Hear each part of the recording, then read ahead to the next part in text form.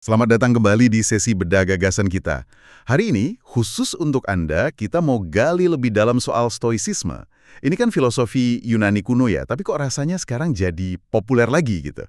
Buat menghadapi, stres, cemas, tantangan hidup modern lah. Kita udah kumpulin nih beberapa bahan. Ada jurnal akademik, artikel online dari Jobstreet, Undiknas, sampai Daily Stoic. Ada juga transkrip video, diskusi Reddit, macam-macam lah. Tujuannya, kita mau coba bongkar bareng-bareng, apa sih inti stoicisme, relevan nggak sih buat kita sekarang, gimana cara pakainya, plus kritikannya juga ada. Oke, mari kita mulai ya. Jadi, stoicisme ini apa sebenarnya? Asalnya dari Yunani kuno ya, Athena gitu. Betul, sekitar abad ketiga sebelum Masehi. Pendirinya Zeno dari Citium. Beliau itu ngajarnya di tempat umum namanya Stoa Poikile, serambi berlukis. Makanya namanya jadi stoicisme. Oke. Dari tempat ngajarnya ya. Terus tokoh-tokohnya, kan ada yang terkenal banget tuh. Iya, ada Epictetus, dia itu loh dulunya budak. Terus ada Seneca, wah ini kaya raya, penasihat Kaisar Nero. Beda banget ya latar belakangnya. Beda banget. Sampai ada Kaisar Romawi juga, Marcus Aurelius. Jadi dari budak sampai kaisar semua bisa menerapkan ini. Lalu intinya apa? Ajaran utamanya gitu. Intinya itu mencapai ataraksia, semacam ketenangan batin yang nggak goyah, dan eudaimonia. Eudaimonia. Sering dengar ini, artinya apa ya? Kebahagiaan. Bisa diartikan kebahagiaan sejati atau mungkin lebih pasnya hidup yang berkembang atau bermakna gitu. Caranya lewat kebajikan, virtue, dan hidup selaras dengan alam semesta atau logos. Praktisnya nih yang paling penting, fokus pada apa yang bisa kita kendalikan.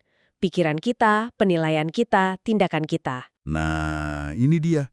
Dikotomi kendali. Betul, sama apa yang nggak bisa kita kendalikan. Benar. Kejadian di luar, omongan orang, kesehatan kadang-kadang. Iya, ini yang paling sering dibahas kan. Memilah internal versus eksternal. Epictetus bilang apa tadi? Ada hal di bawah kendali kita, ada yang tidak. Simple tapi dalam banget maknanya. Iya. Praktisnya, kalau lagi stres, jangan fokus ke masalahnya, tapi ke gimana kita nanggepinnya. Gitu ya. Tepat. Salah satu sumber bahkan kasih akronim STARS, Stop, Think and Assess, terus Respond. STARS. Oke, stop, berhenti dulu kalau emosi. Think and assess, pikirin baik-baik, baru respon, bertindak dengan bijak. Keren juga nih. Terus prinsip kunci lainnya, ada soal kebajikan tadi ya. Nah, ini penting. Kebajikan sebagai satu-satunya kebaikan. Bukan harta, bukan popularitas. Jadi bahagia itu bukan dari luar. Bukan. Menurut Stoik, itu dari dalam. Dari kita mengasah 4 kebajikan utama. Kebijaksanaan, keadilan, keberanian, sama pengendalian diri. Temperance itu ya? Ya, pengendalian diri. Ya, temperance. Ini tujuan hidupnya, bukan cuma coping mechanism biar nggak stres. Jadi bukan soal merasa enak, tapi menjadi orang yang lebih baik.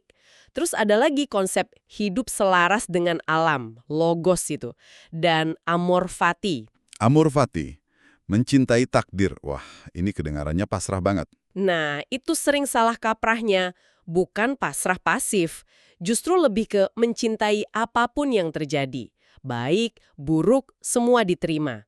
Malah dilihat sebagai bahan bakar. Kesulitan itu jadi peluang buat tumbuh. Bahan bakar ya, bukan beban. Menarik. Ini nyambung ke pengelolaan emosi. Emosi negatif itu seringnya muncul dari penilaian kita yang keliru. Jadi latih cara kita memandang sesuatu, pakai akal sehat gitu. Persis. Makanya ada praktek kayak jurnal harian, refleksi, Atau premeditatio malorum. premeditatio malorum. Membayangkan hal buruk yang mungkin terjadi. Agak aneh ya. Biar apa sih? Bukan biar jadi pesimis atau cemas terus, justru buat persiapan mental. Oh, kayak latihan gitu ya. Oke, kalau skenario terburuknya kejadian, gimana respons terbaikku? Gitu. Tepat.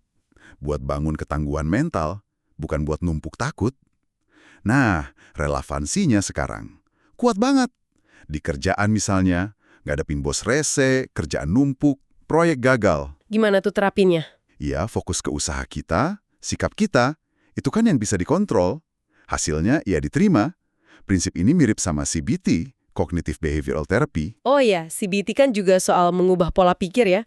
Tapi ini ada juga sisi lainnya. Stoicism kan lagi ngetren ya, kadang jadi kayak cuma tips anti cemas doang. Betul, risiko pendangkalan makna. Filosofi kebajikannya jadi hilang, cuma diambil hacknya aja. Bahkan ada kritik di salah satu sumber kita soal orang yang pakai label stoik cuma buat gaya-gayaan, cari popularitas, atau duit.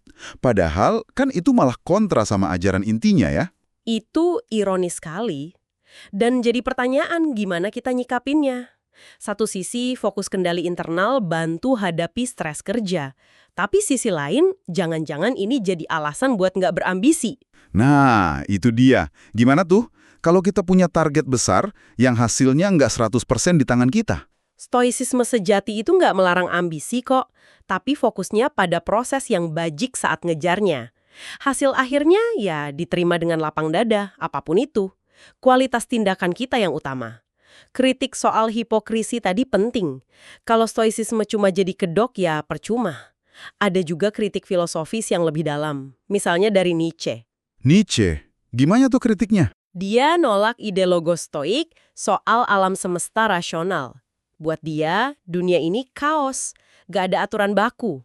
Nah, menekan hasrat kayak anjuran stoik, menurut Nietzsche, itu malah melemahkan will to power, daya hidup kita. Dia lebih dorong kita ciptakan nilai sendiri. Oke, jadi kesimpulannya, stoicisme ini jelas kasih kerangka yang kuat ya, buat tetap tenang di tengah dunia yang, ya gini deh, fokus ke dalam, terima yang di luar, kelola emosi. Praktis banget. Tapi ya, bukan sulap, perlu latihan terus, komitmen ke kebajikan. Bukan cuma cari nyaman sesaat.